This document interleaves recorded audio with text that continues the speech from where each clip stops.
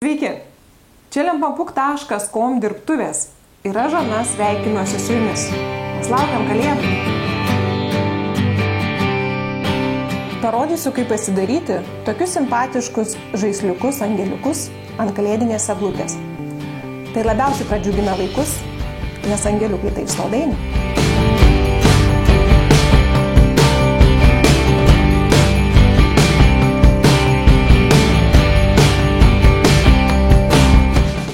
Taigi, pradedame nuo angeliuko kūnelio.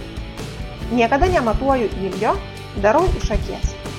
Svarbu, kad turimas kaspinas būtų standus, arba būna kokie lankstus kaspinai su įaustomis vielutėmis šonuose.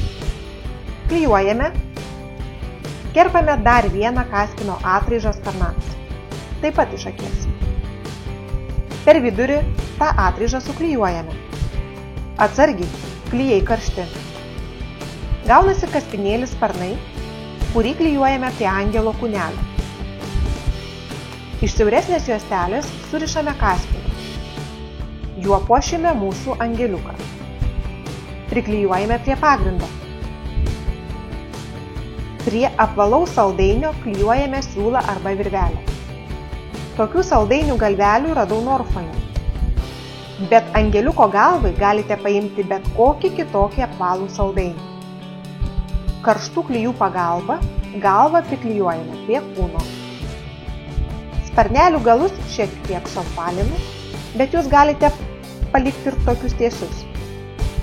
Ištiesiname angeliuko kūnelį.